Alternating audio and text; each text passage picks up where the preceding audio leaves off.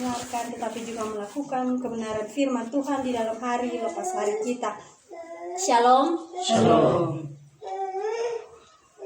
Surat Efesus terdiri dari 6 pasal, tetapi pemahamannya dari pasal yang pertama sampai pasal yang ke-6 ini berkaitan. Surat Efesus ini sangat kaya akan pemahaman teologis.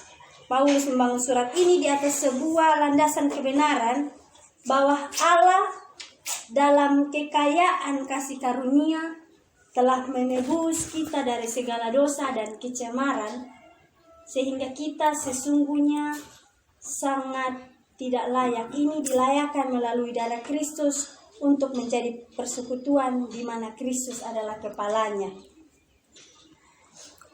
Ini adalah intisari yang bisa saya temukan dari pasal yang pertama hingga yang pasal ketiga.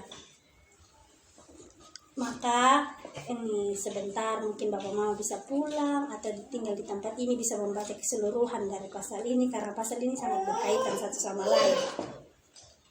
Efesus ini secara keseluruhan, karena kita tidak pernah memahami dengan utuh pasal 4 tanpa membaca keseluruhan. Saya tekankan lagi, Allah dalam kekayaan kasih karunia-Nya yang telah mati, disalibkan dan dikuburkan, telah menebus kita melalui darahnya.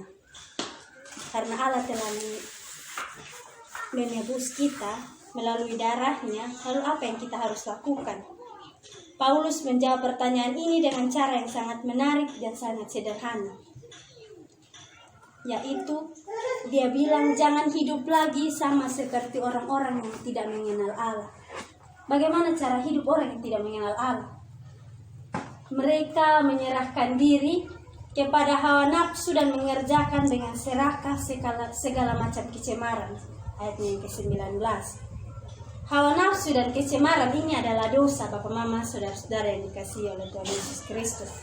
Dalam usaha menjawab pertanyaan dosa itu apa, penggambaran Paulus dalam Efesus 4 ayat 19 sangat menolong. Dosa ini adalah ketika kita menyerahkan diri kepada hawa nafsu. Ketong misalnya pakai akal budi le, susone pakai hikmat le, ketong hanya menyerahkan ketong diri pada hawa nafsu. Ketong langsung taat pada ketong keinginan sendiri. Demikian juga ketika kita sedang marah misalnya. Kita langsung mengucapkan kata-kata yang kasar karena kita dikendalikan oleh emosi kita. Kita memaki karena kita marah, kita menipu karena kita terdesak situasi.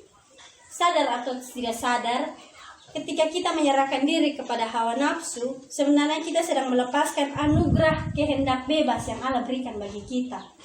Kita sedang melepaskan anugerah kehendak bebas yang Allah berikan kepada kita. Padahal Allah kasih kita ini kehendak bebas agar kotong sadar bahwa kotong harus buat pilihan-pilihan yang berhikmat. Pilihan yang berdasarkan atas hawa nafsu bukanlah pilihan yang berhikmat.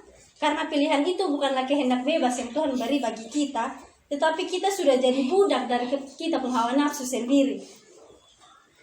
Makanya ketika hawa nafsu bilang apa, kita langsung ikut. Itu namanya dosa.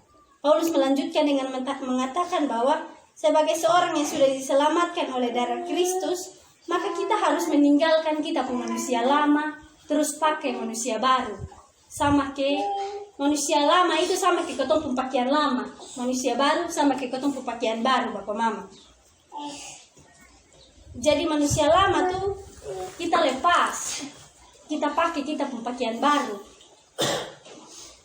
Secara sederhana Paulus mau bilang begini, lepas ketong punya dusta pakai kebenaran, lepas ketong pun pencuri pakai ketong pun kerja keras, lepas ketong pun kata-kata kotor pakai kata-kata yang baik, lepas ketong pun kepahitan, kegeraman, kemarahan, pertikaian dan fitnah, dan pakai keramahan. Jadi ketong kalau sudah kenal Kristus, maka ketong harus lepas ketong pun manusia lama. Ketong harus lepas ketong pun pakaian-pakaian yang lama, yang ketong pun marah, iri, dengki dan sebagainya. Ketong harus lepas itu. Ketong harus pakai ketong pun pakaian baru, pakai pakaian yang lama. Kalau ketong su pakai ketong pu pakaian yang baru, jangan kau ambil ketong pu pakaian lama lagi kau pakai. Pakai terus itu pakaian lama, pakai terus itu pakaian yang baru, sebagai bentuk ketong sudah menjadi manusia yang baru. Pakaian yang baru ini membuat ketong jadi manusia yang berhikmat dan berpikir sebelum ketong lakukan segala sesuatu, dan sebelum ketong diperbudak oleh ketong pun hawa nafsu. Selamat berefleksi. Tuhan memberkati kita dengan firman-Nya. Kita akan bersyafaat bersama. Saya minta kesediaan dari yang kita tidak akan mendengarkan.